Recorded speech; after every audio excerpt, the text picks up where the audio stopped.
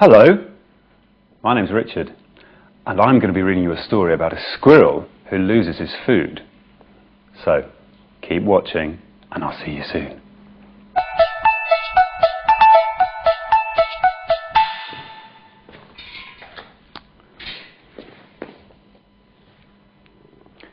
Hello, I'm Richard, and I've lost my jumper somewhere in cbeebies.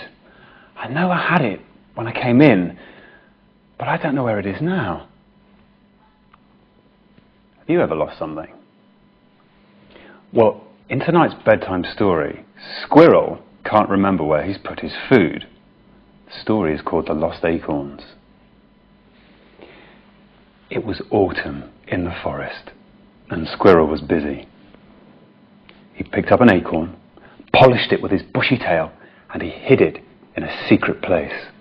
Then he picked up another and another. There were so many acorns to collect for winter, and so many acorn hiding places for Squirrel to remember. By the winding path, beneath the silver birches, under the pink pebble on the riverbank, in the hollow log beside the mossy tree stump, between the tangled roots of the old beech tree, or was it the old chestnut tree?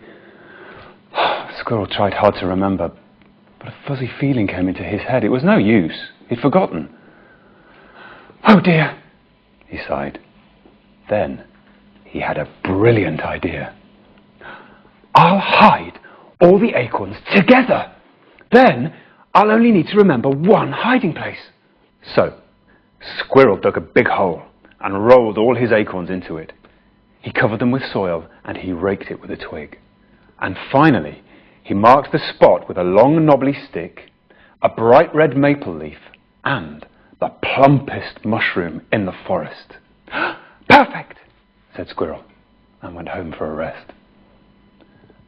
Meanwhile, Toad was looking for a comfy chair for his burrow. He tried some mushrooms. Oh, one was too wobbly. One was too squishy. One was too spotty. Then Toad saw the plumpest mushroom in the forest.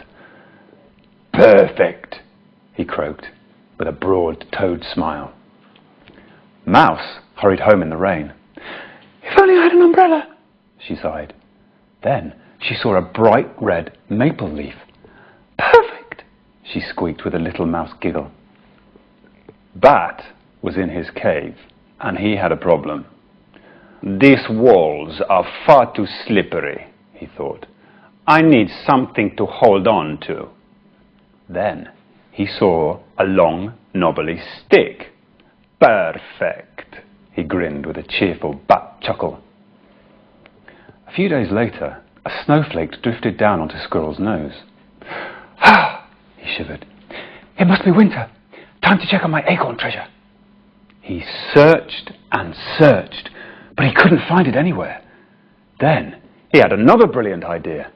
He could ask Toad, Mouse and Bat for help. Have you seen a long knobbly stick, a bright red maple leaf, and the plumpest mushroom in the forest? Asked Squirrel. Toad, Mouse and Bat blushed. Sorry, they said.